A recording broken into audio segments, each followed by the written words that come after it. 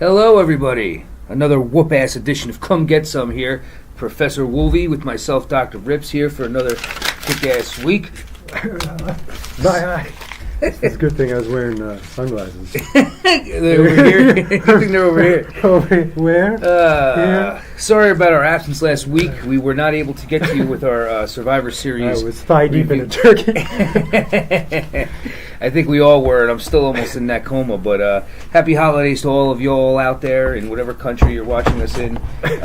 Most of our viewers seem to be from India, so whatever. Hello there. So just a couple news and rumors that we're going to get to before we get to our quick Survivor Series review and then recap of Raw and SmackDown last week and what to expect this week.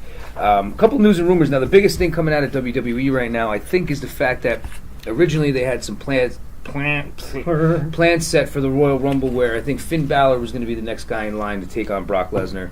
They were going to start leading that way. Now, all of a sudden, he loses clean to Samoa Kane. Joe. He lost last week to Samoa Joe. Vince apparently does not think Balor is over enough, and that match seems to be scrapped now. What do you think of that? I think that's crap. I mean, Scrapped crap. Yeah, I think he's pretty popular. Yeah. Well, I'm squeezing a potato right now. Not with that hand. Yeah, not with this one. I heard it punching a giant taco in the face. Giant I taco. assaulted some Mexican food. I'd hate this. You should see what the taco looked like. It was the shell that did it. Meat, cheese, lettuce. A little overcooked.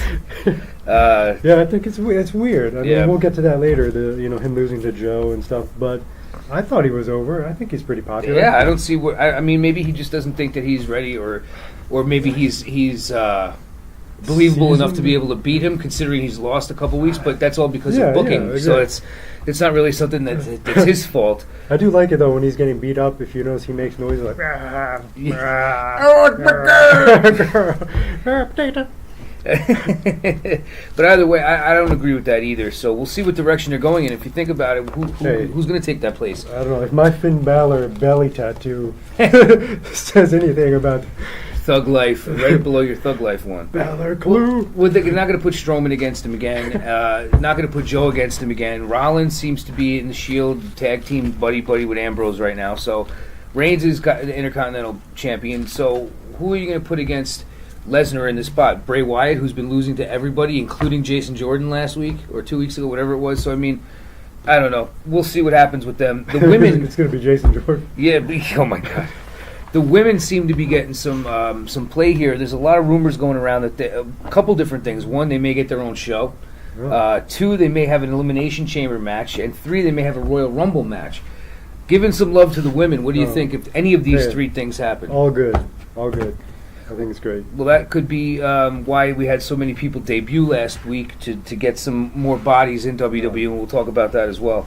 Austin Aries, ever since leaving WWE, has had some erratic comments. How erratic? Well, it's not so much erratic, but it's just like I guess he's just speaking his mind. He doesn't really care what anybody says. Just this past weekend, he had a match with X-Pac where they were a tag team in an independent show, and I guess after the match he was giving a promo after X-Pac gave a heartfelt speech, and he was talking about how crappy the ring that they worked in was, and how the ring was a piece of garbage, or he used some expletive. But either way, it seems like he's becoming the Truth. That's his new moniker, the Truth. What do you think about Austin Aries and his duck? When I saw erratic comments, I thought it was something weird, like random words like jingle jangle, Ticonderoga, whippoorwill. That's what I thought. There was another incident last week. I can't think of it off the top of my head. I read something that he had said as well. But either way, it seems to me he's just coming out and saying whatever is on his mind, and that could be good or bad for him, so we'll see. Starrcade, they just had the Starrcade event in Greensboro, North Carolina the other night. Historic site of many great matches from the NWA, WCW. Oh, yeah. Goat. So they had a Starrcade event. Starrcade was WCW's WrestleMania every year. So they branded this a house show called Starrcade, and they had some legendary people come back, such as the Rock and Roll Express.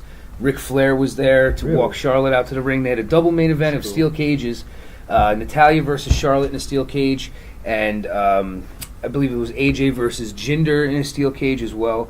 Dolph Ziggler versus Bobby Roode. They had a fatal four-way for the tag team championships with the New Day, the Usos, and a couple other teams.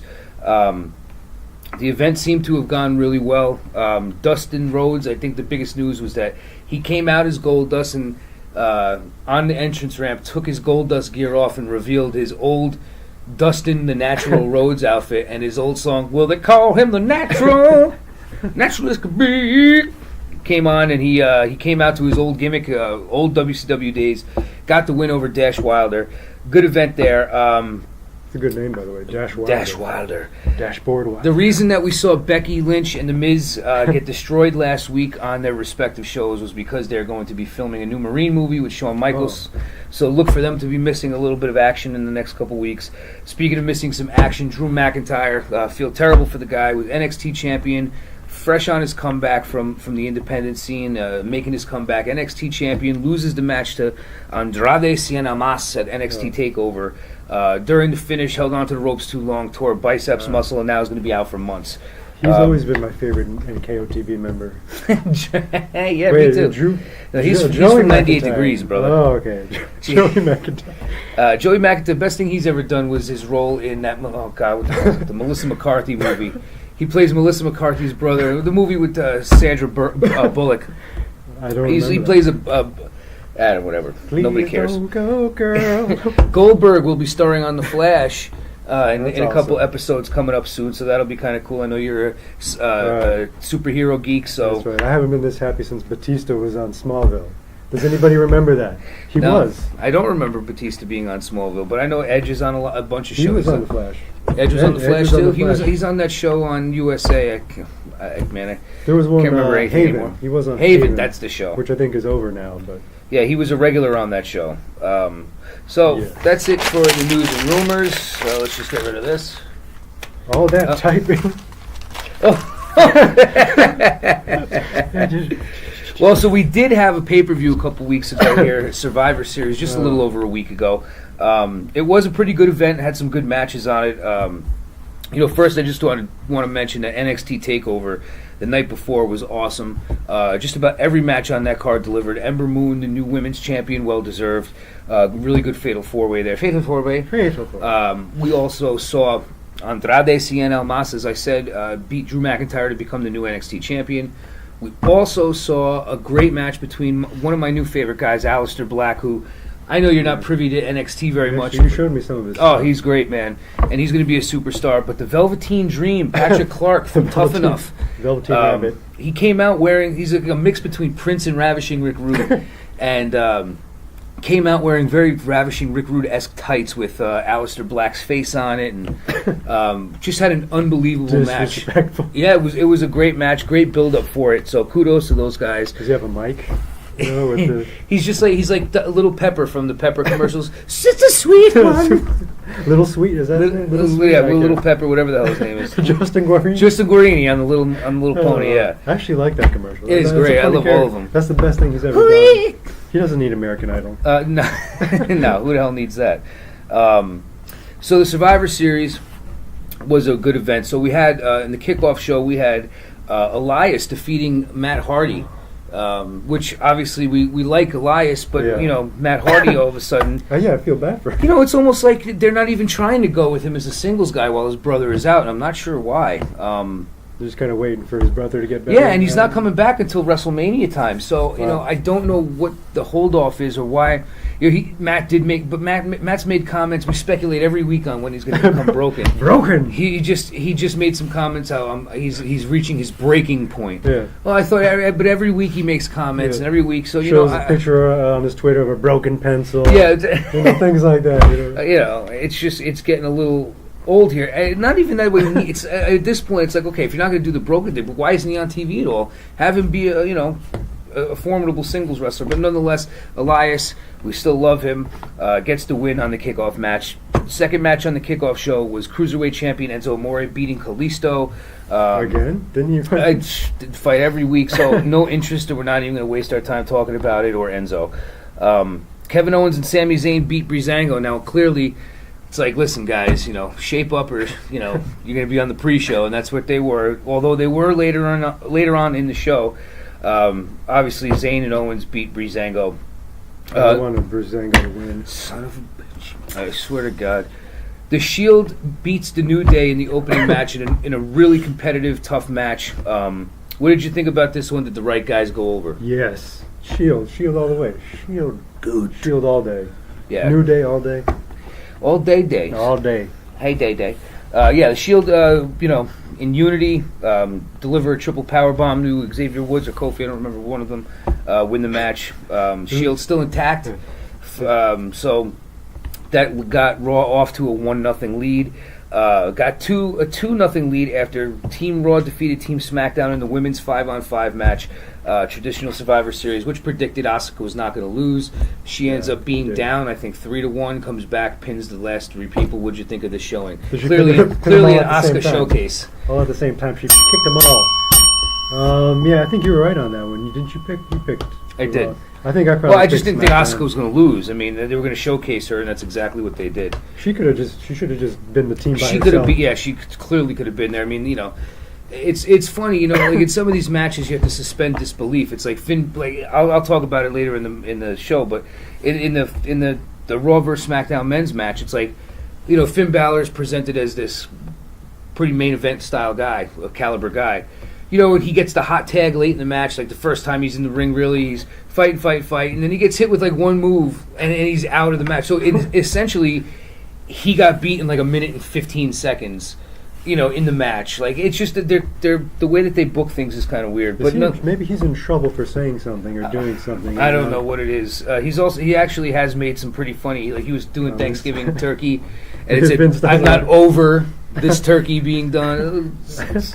Play words, but nonetheless, I mean, people got eliminated rapid fire in this match, but it was down to Asuka, and she eliminated the last couple people from the SmackDown side. So Raw gets the win, goes up 2-0. So the next match was the United States champion Baron Corbin taking on the Intercontinental champion at the time, The Miz. Nothing great as far as a build-up here. A couple of viral, tweets and videos on Instagram, whatever. Did he say something against his wife? Yeah, we'll stay away from my effing wife, blah, blah, but whatever. I mean, it just not a lot of build-up. It's two heels also, so, the crowd is kind of like not really digging it too much, but we do get Baron Corbin hitting the end of days out of nowhere and beating The Miz. What did you think of this one? Actually, on a related matter, I had some Red Baron pizza over the weekend. $1 box, man. Hey, you can't beat it. No, man. Or Baron right now. No, I guess not. Corbin gets the win. Nothing exciting here really to discuss. But I still like his finishing move. Is still pretty cool. His finishing move is one of the best there is. Yeah, right now I think it's a great move. And have they ever seen that before with another name? No, I don't think so. I think that's a pretty unique move. I don't remember seeing it. Maybe I'm wrong on that, but it seems like a move that's not been used before. The Skull Crusher finale. I almost wish that's another one that really is a pretty unique move, and that's a great finishing move. And there was a time where he was using the figure 4 instead, but the Skull Crushing finale is definitely. I almost wish it was just called the finale.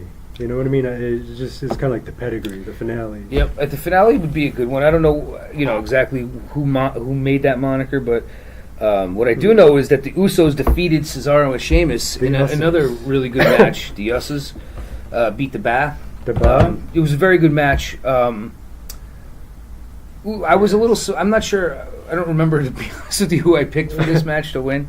I think I picked the Usos. I think I picked the Usos. But it was a good match, competitive. The Usos stand on top as the best tag team in Raw and SmackDown. It also got the score to 2-2 between Raw and SmackDown. What did you think of this one? I liked it. I mean, I like the Usos a lot. Yep. I do. I mean, nothing against the Bar. They're good too now, but I like the Usos more. You don't like to go to the Bar? I like the Bar. Yeah. The next match we saw was Charlotte Flair beating Alexa Bliss in another act. They gave them a lot of time, and this was a long match. What did you think of Bliss tapping out to Charlotte Flair and the figure 8 in a long contest between the two women's champions? Well, I'm a big Bliss fan, but I understand why it happened, and I think you called it because wasn't it Natalia at first, maybe? Yes. And then that thing went down. Yeah. I mean, I like Bliss a lot, so it's sad to see her lose anything, but. It was a good Well, she didn't lose the title at least, yeah. But I mean, somebody's got to win that match, and Charlotte was definitely the one that has been getting pushed, and is clearly the bigger of the two stars. So doesn't really mean much. Yeah, she's much taller. Doesn't mean a whole lot. I mean, Alexa did show a lot. She was on the offense for most of the match, so it was a pretty good match. So that actually made it 3-2 going into the last two matches of the night. So you figured that the Raw side was going to win to even it up for the last match, and that's exactly what happened. But it was a great match. Brock Lesnar defeated AJ Styles, Universal Champion versus WWE Champion. What did you think of this one? It was a good match. Great match, physical. Would it be cerebral? You know what I mean? Stump him. Stump Brock with some math. You know what I mean? Yeah, 1, 2, 3. Long division. He wouldn't even come to long division. Yeah. It was a lot of back and forth. I mean, the first portion of the match saw AJ get dominated, only to come back, have some physical outside of the ring stuff, and a couple really good near falls for AJ, but ultimately fell victim to the F5. Yeah. Didn't really lose much in defeat. I mean, nobody really beats Brock, so had a good showing and a lot of people talking about it afterwards. So that was a great match. Also tied it up at 3-3 between Raw and SmackDown. Going into the last match, which was Team Raw versus Team SmackDown, 5-on-5. You had Braun Strowman, you had Triple H, Finn Balor, Samoa Joe, and who the hell was the last one? Kurt Angle. Taking on Shane McMahon, Randy Orton, Shinsuke Nakamura, Bobby Roode, and John Cena. Order elimination is important. Bottom line is that Raw gets the win. A little chicanery from Triple H. Chicanery, tomfoolery. Tomfoolery. A lot of different things going on here. Triple H turns on Kurt Angle, makes Shane believe that he's helping him out, only to get pedigreed. And then pinned by Triple H. Braun Strowman takes umbrage to that, gets played by Triple H, and then destroys Triple H after the match is over. But nonetheless, Team Raw wins, and so does Raw in general, 4-3. 4-3 to get the Ultimate Survivor Series victory.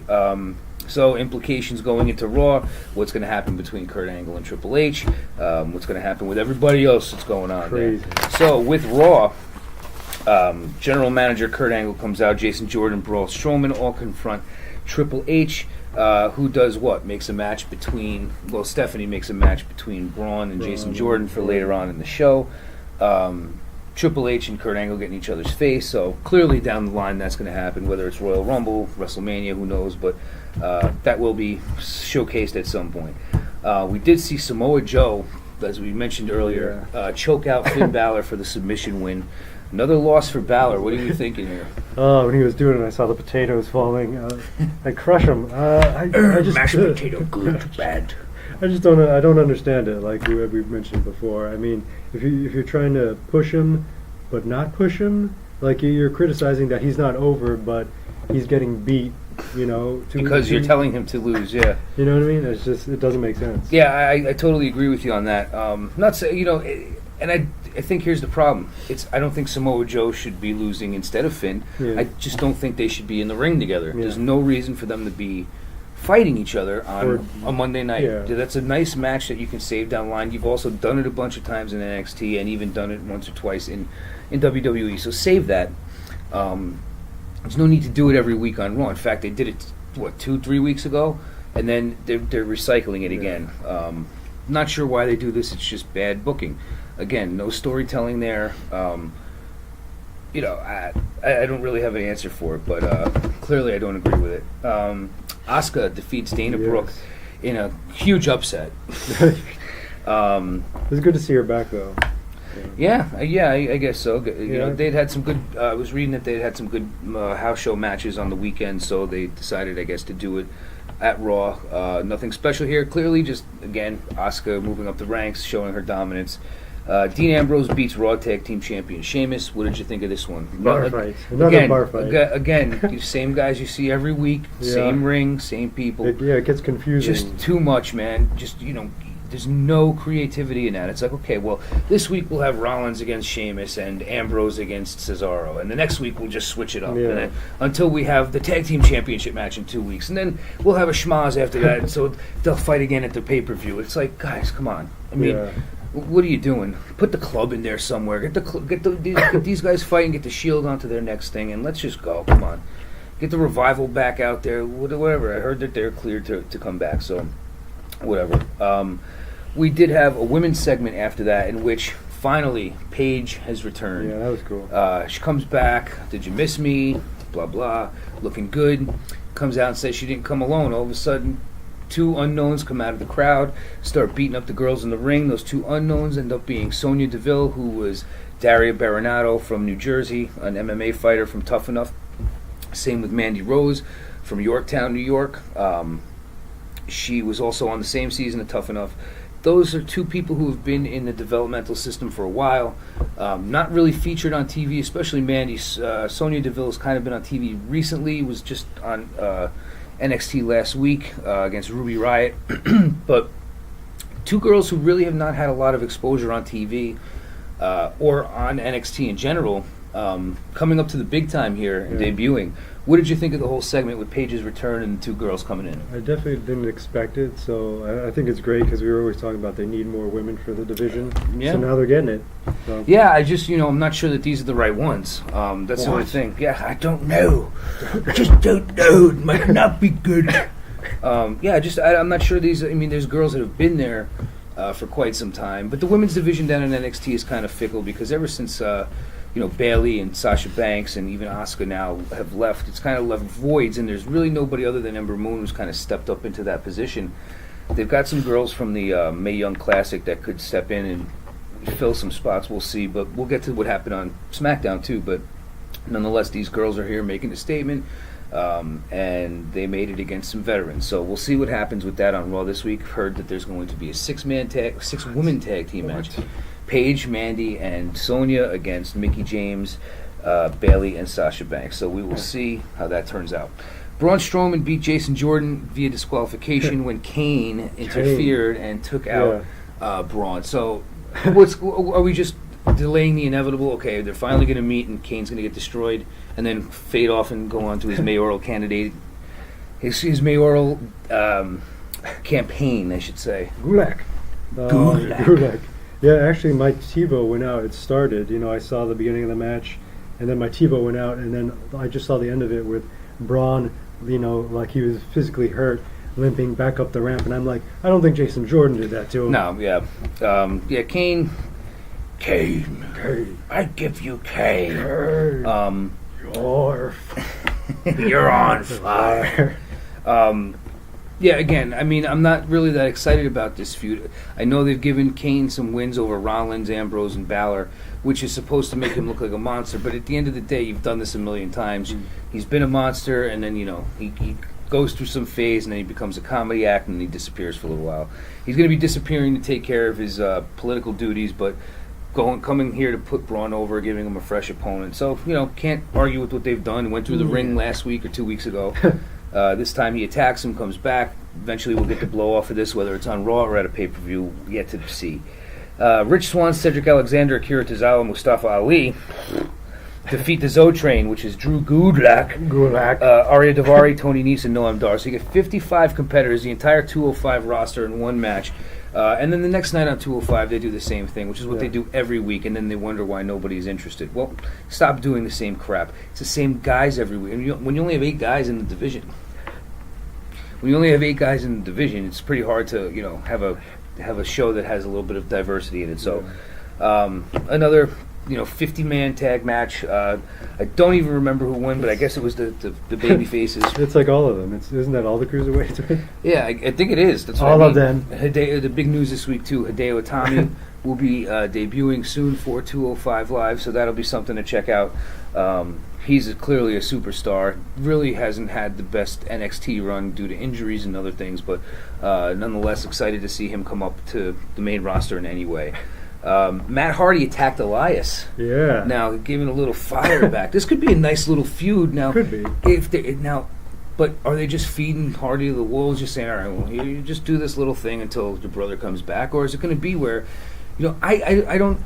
If I were the one doing the booking, what I would do is, okay, Matt's on his own, and he's wrestling. He's alone.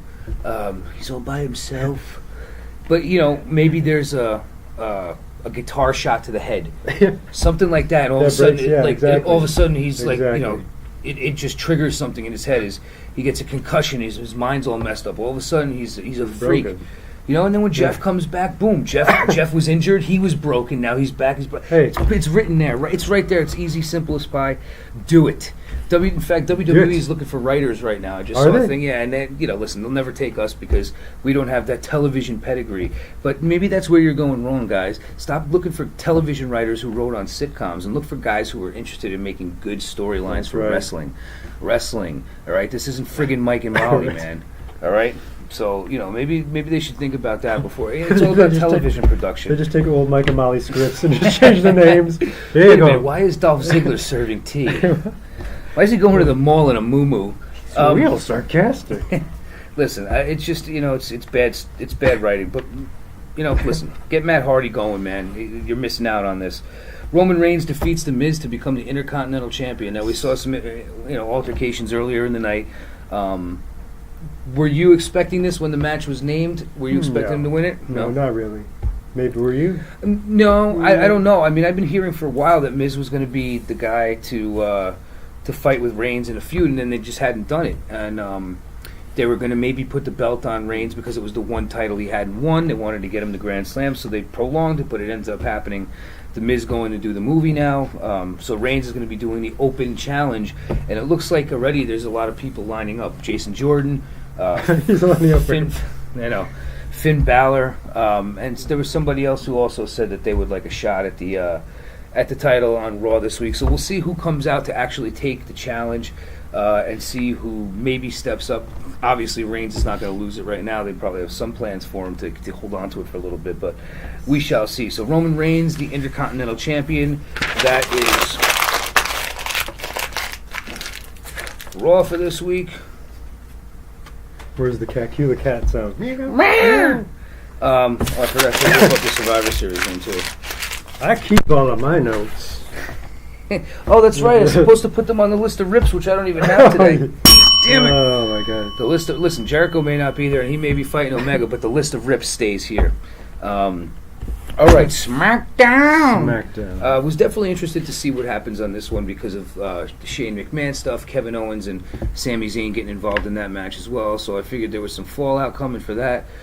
So Daniel Bryan intervenes before Shane can fire Owens and Zayn. They come out, they have an altercation. Daniel Bryan not happy with not being involved in a lot of the decision making that's going on. And the craft services table is never full with what he wants.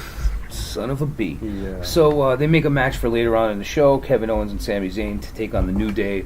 Talk about the whole roster pretty much hating Owens and Zayn, so they would be lumberjacks in this match. So then they did another, like I said before, flip-flopping.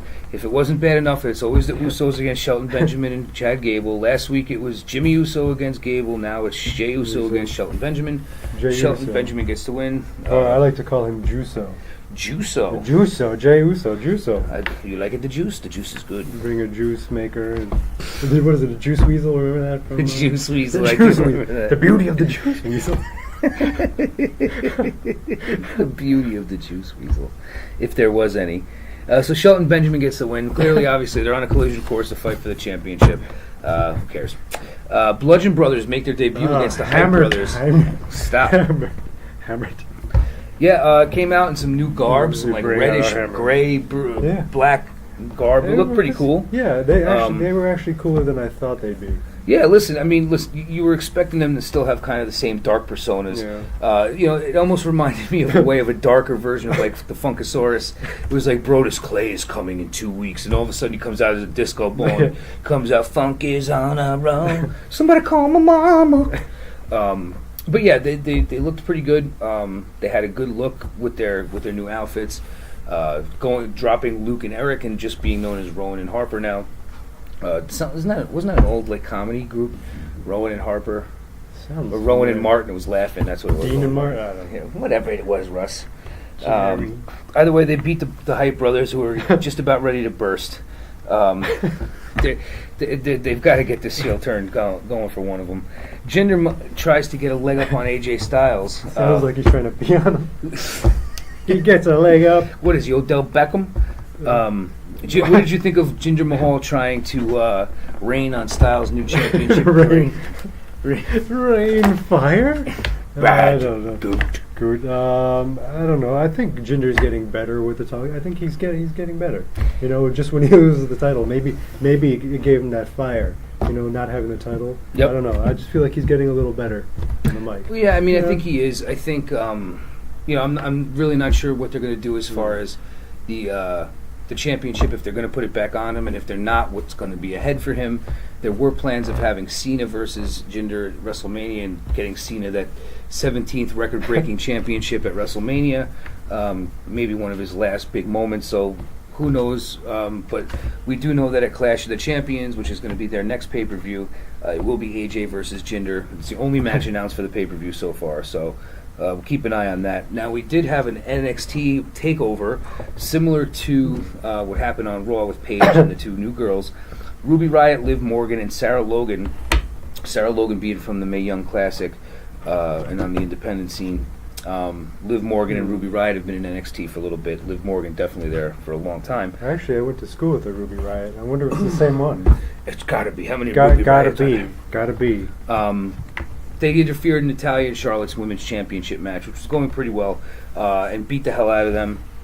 So making a name for themselves, debuting, and taking care of business.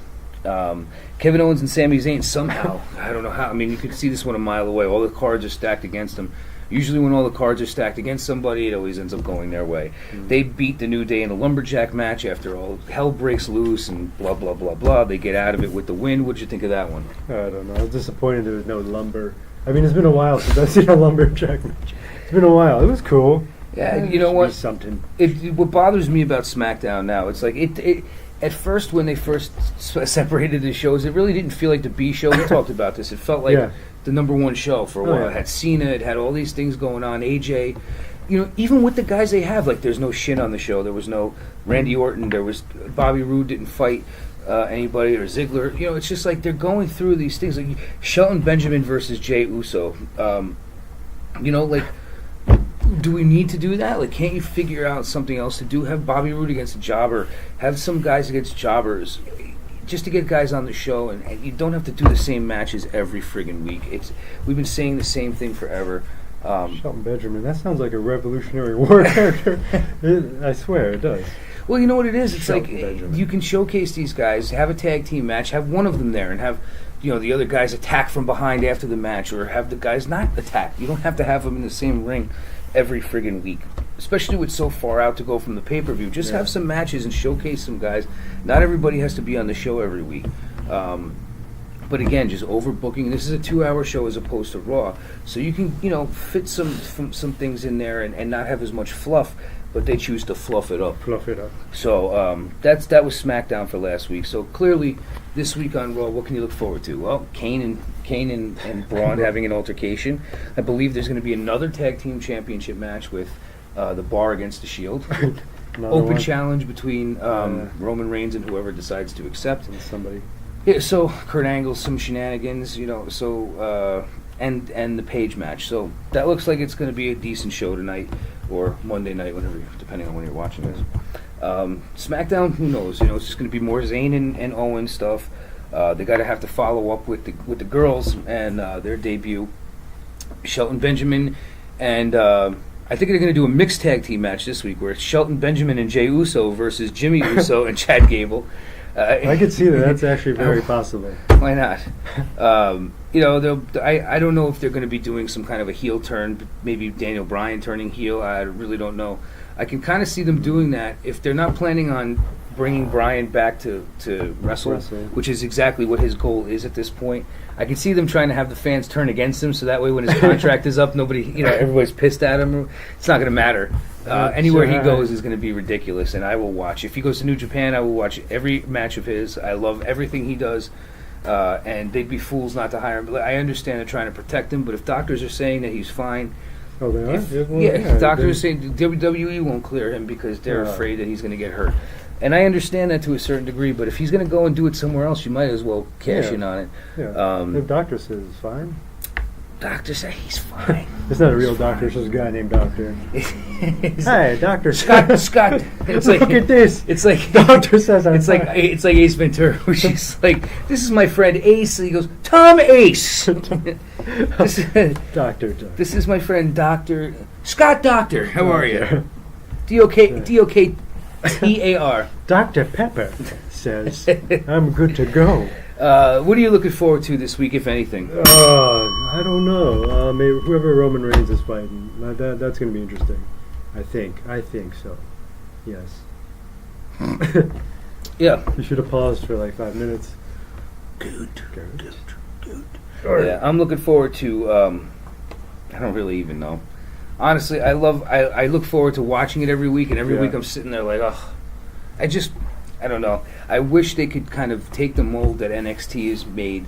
Triple H is kind of not revolutionized. He's gone old school, if anything, just with the simplistic form of NXT, the way it's presented, and then their big pay-per-views, which are few and far between, has that big match feel all the time. None of these things ever have these big match feels, which it's just like a bunch of guys, and they decide who they want to showcase at this time, and then it's over, and then they move so quickly to something else. Yeah. Still no explanation on Sister Abigail. He's scratching himself. We'll never see Sister Abigail. It's just like, and not that I want to see it. It's just like things like that. There are so many holes, man. I just really feel like they really need to step their game up. And people are losing interest. People are realizing that there's other wrestlings out there that they may not be as big as WWE, but they've got some good guys. And now WWE's trying to go out and grab all those guys. And that's why NXT is great. They're getting talent, and they're utilizing them to their full potential. They're not oversaturating the market with them, and boom, they have big events that end up eclipsing the WWE ones. Well, I mean, if it's a problem. if they can get all the talent they want, but if they don't have good booking, it does nothing. And that's exactly what's going on. You got a few things that may be going right, and the rest of it's just not. I mean, it's just not good. I'm not sure any of the booking is really that great. Braun Strowman's been booked well, but his loss to Lesnar was curious in the way that it was handled. But he was able to bounce back, and nobody kind of even remembers that at this point. So I would say that garbage truck. They've been doing good with him. But yeah, again, putting him in a garbage truck and then having him come out, come on, man, he's not Superman. He's a big dude who doesn't take crap. Kevin Owens too. When he first came in, man, he just was a shut up and ass kick guy. That's it. That's what he did in Ring of Honor, and he's like, it's all comedy. But anyway, those are our thoughts. Let us know your thoughts, whether you agree or disagree. We'd love to hear from you. Any parting words, Professor? Actually, I do. Speaking of Triple H, I don't know if I mentioned this before, but people, I'm sure somebody has probably thought of this, if not everybody. They should just get Triple H to do a Preparation H commercial. I mean, it's just, you know what I mean? They call me the game, but I don't play around with them. Something. It's all about the pain. And how you cream it. After pedigreeing somebody, I like to take a deuce. After I like to apply the only thing that makes my bum feel great. He just squeezes in his mouth. Preparation Triple H. That's right. On the market tomorrow. It's money in the bank. Guys, stocking stuffers for Christmas. What do you think? Oh, yes. Yeah. Well, I think we're going to end it on that hemorrhoid note. We want to thank you guys for watching. Check us out. Come get some YouTube. Come get some Facebook. Come get some all over yourself. Either way, we'll see you guys next week for another kick-ass episode. Rock on. Come get some.